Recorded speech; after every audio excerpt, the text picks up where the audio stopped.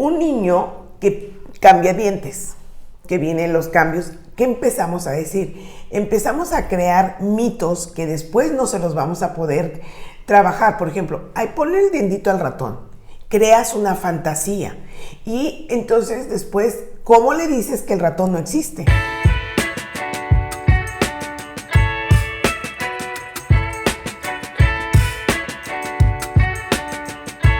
Hola, hola, ¿qué tal mis mamitas? Bienvenidas a un nuevo programa. Yo soy Edelmira y si esta es la primera vez que nos acompañas, permíteme darte la bienvenida e invitarte a que te suscribas, que actives la campanita de notificaciones y que estés muy atenta de todos los videos que vamos a estar subiendo.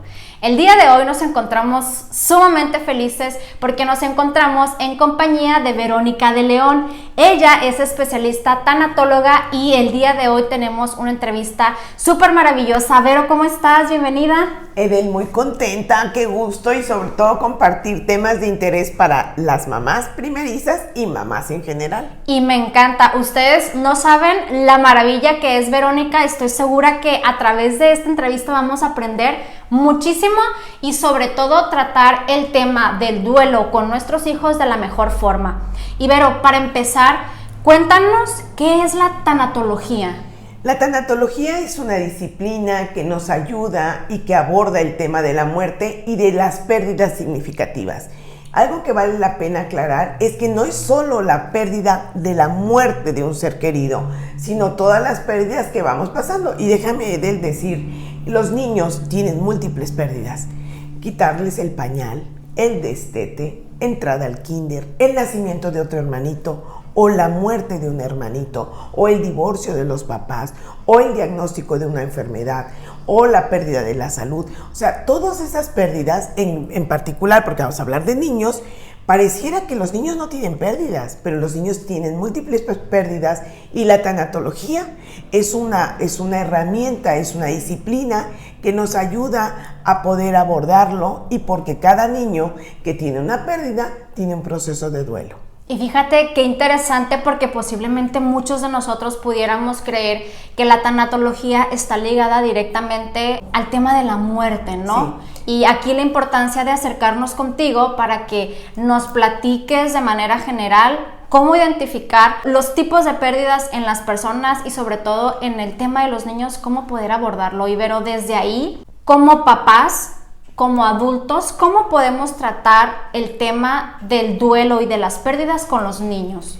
Primero tenemos que identificar cómo está viviendo los niños, las niñas, un proceso de pérdida. Por ejemplo, un niño que cambia dientes, que vienen los cambios, ¿qué empezamos a decir? Empezamos a crear mitos que después no se los vamos a poder trabajar. Por ejemplo, ponle el dientito al ratón. Creas una fantasía y entonces después, ¿cómo le dices que el ratón no existe?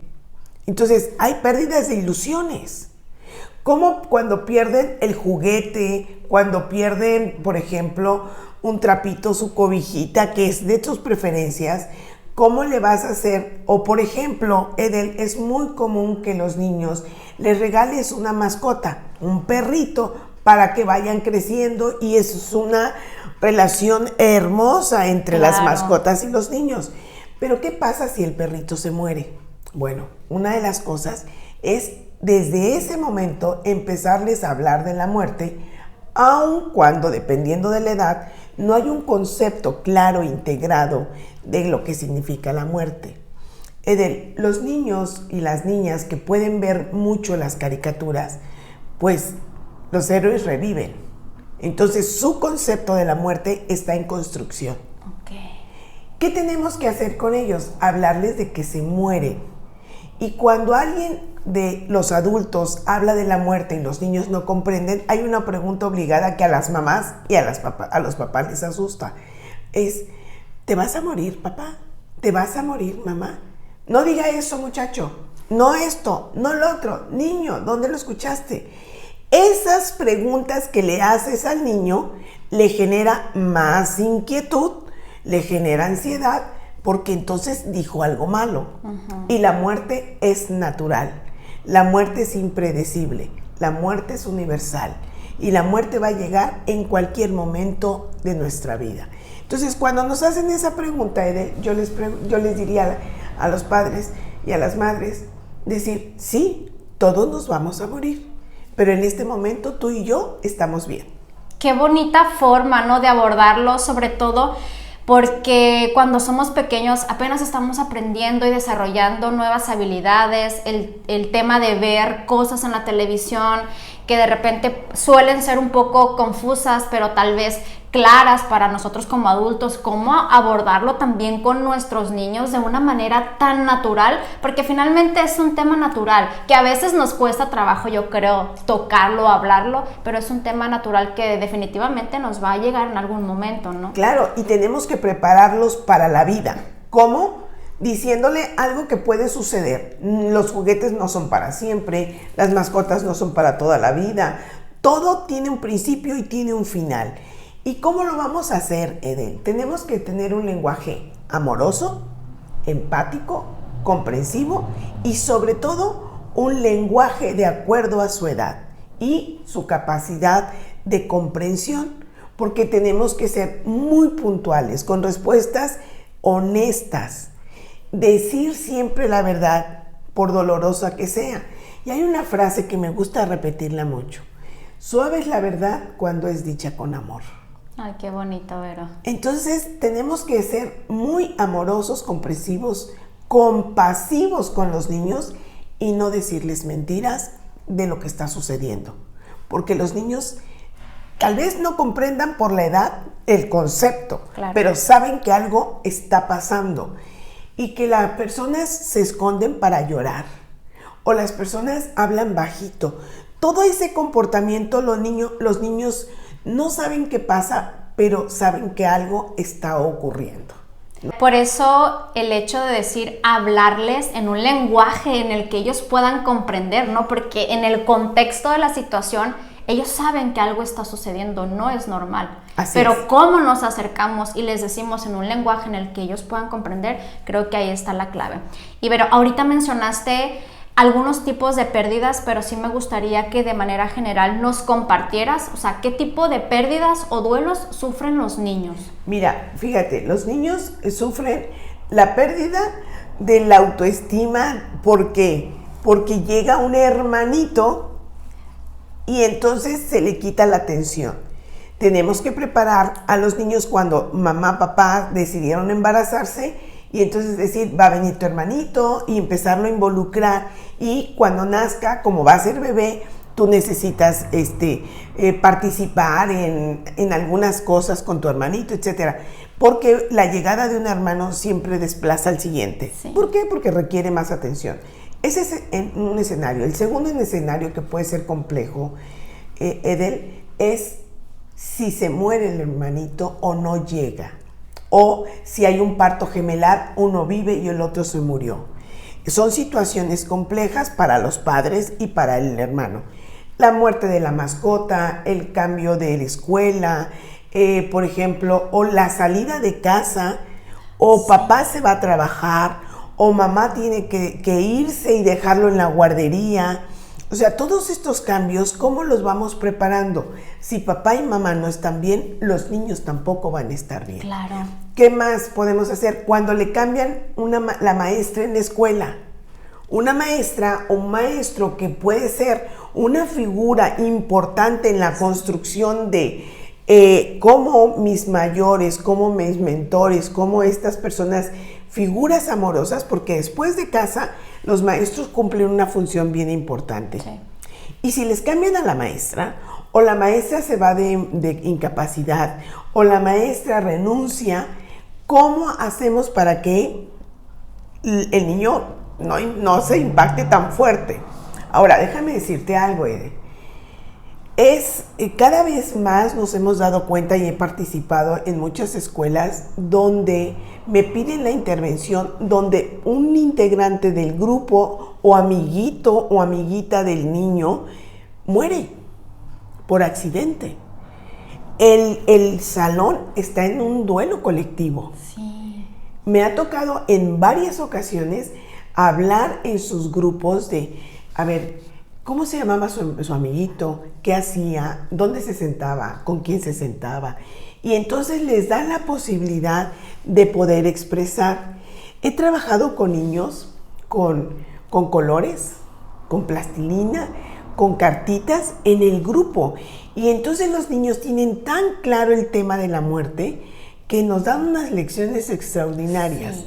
El problema somos los adultos, sí, porque contaminamos con todos nuestros miedos, con todos nuestros temores, Edel.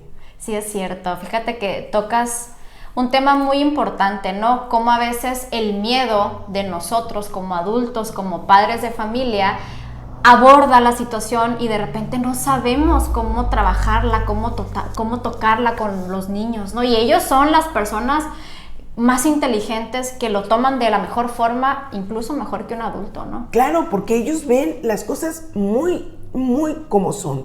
Entonces, por ejemplo, o cuando hay un diagnóstico de una enfermedad, o cuando tienen un diagnóstico de un cáncer y tienen que permanecer más en el hospital, o que tienen que ponerle más inyecciones o tomar medicamento, tenemos que ser muy claros y responder sus preguntas. Por ejemplo, ¿qué pasa cuando los papás se divorcian? Eso es un proceso muy doloroso. ¿Por qué? Y aquí quiero hacer bien clara. Generalmente, cuando los papás se divorcian, ponemos en medio a los niños a que decidan. Y una recomendación puntual es que con los niños no se juega. Son los seres más maravillosos que podemos tener. Y entonces, que papá y mamá no utilicen a los niños para cobrar pensión, que no utilicen a los niños para hablar mal del otro. Si no tiene cosas buenas que decir de la contraparte, pues nos abstenemos. Claro. Porque los adultos podemos hablar de tú a tú, pero los niños tienen dos figuras de autoridad, papá y mamá, y serán siempre sus papás. A lo mejor dejarán de ser pareja ellos, pero papá siempre va a ser papá. Claro. Y ojalá pudieran tener una muy buena relación cuando como matrimonio ya no funciona. Bueno, más vale que tengan unos buenos papás y una buena comunicación por el bien de los hijos. Eso es algo, creo que maravilloso que acabas de abordar, Vero, sobre todo porque vemos cómo en la actualidad pues hay muchos casos, sí, ¿no?, de divorcios, y cómo utilizamos como objeto a veces a los hijos para trabajar las cosas que de repente necesitamos soltar de nuestra pareja. Y debe ser todo lo contrario. Claro. Ellos deben de ser el vínculo y lo que mantiene a estas dos personas adultas pues en el mejor trato para que el crecimiento y el desarrollo de este niño o de los niños pues sea el mejor posible. Y otro tema complejo, Edel, es ahí seré enfática. Los niños no se tocan. Los niños no podemos forzarlos a que le den beso a la amiguita o al tío o al abuelo, y los niños no se tocan, los niños no se cargan por personas extrañas. ¿Por qué? Porque ha habido lamentables experiencias que nos dice que los niños tienen que estar cuidados, observados, resguardados por papá y por mamá. Entonces, los niños no se tocan, los niños no hay que presionarlos, porque entonces estamos forzando a que hagan algo que incomoda, que no saben cómo decirlo, pero lo van a manifestar, Edel.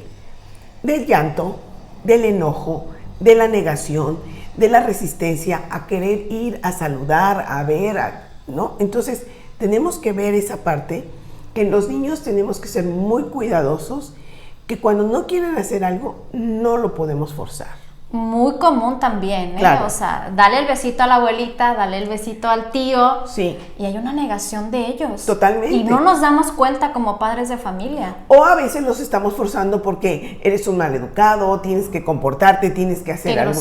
Qué grosera. Entonces, además de que no la está pasando bien, los estamos regañando. Sí. ¿No?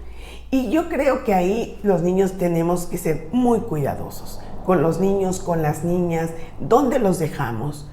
Y algo que recomiendo mucho, Edel, cuando ya los niños empiezan a hablar, generar un puente de comunicación con ellos, sí, escucharlos, atenderlos. Pero ¿qué pasa, Edel? Hoy estamos metidos en el celular. Hoy vemos las reuniones de familia en los restaurantes. Los papás y bueno, también los niños, te doy una tableta para que te pongas quieto y se perdió la comunicación.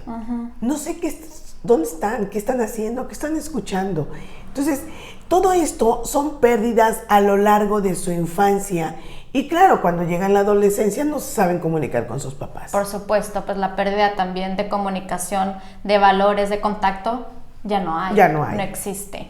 Yo quiero que me dejen saber en los comentarios qué les ha parecido este tema, lo que han escuchado de Vero, si ya lo conocían, si no sabían cómo afrontarlo y hoy en día pues ya tienen herramientas para poder hacerlo.